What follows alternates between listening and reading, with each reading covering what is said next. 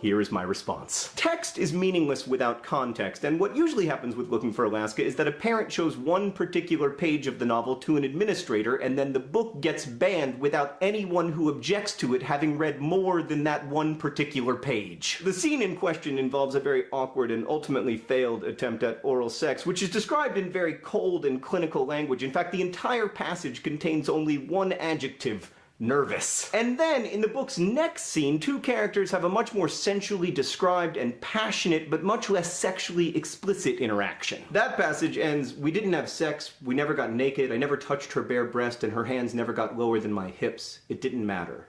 As she slept, I whispered, 'I love you, Alaska Young.'" So in context, the novel is arguing really in a rather pointed way that emotionally intimate kissing can be a whole lot more fulfilling than emotionally empty oral sex. Teenagers are critically engaged and thoughtful readers. They do not read Looking for Alaska and think, "I should go have some aggressively unerotic oral sex." And they also don't read The Outsiders and think, "I should join a gang," or read Divergent and think, "I should jump onto moving trains." So far as I can tell, that kind of narrow prescriptive reading seems only to happen inside the offices of school superintendents. So yeah, I don't think Looking for Alaska is pornographic, and I don't think its readers find it titillating.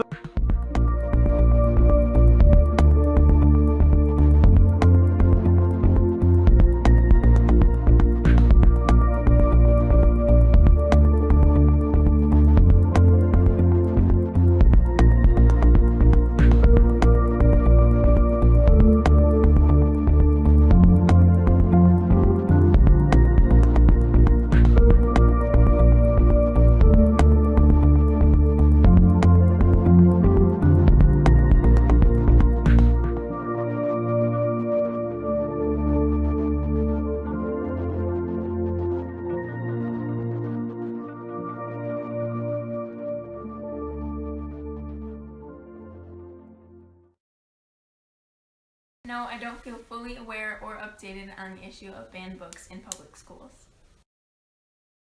The banning of books has no effect on my education because as a student it neither helps nor hurts the way I learn in class. I think parents are being overprotective and selfish by disrupting schools to shelter their kids from the real world issues.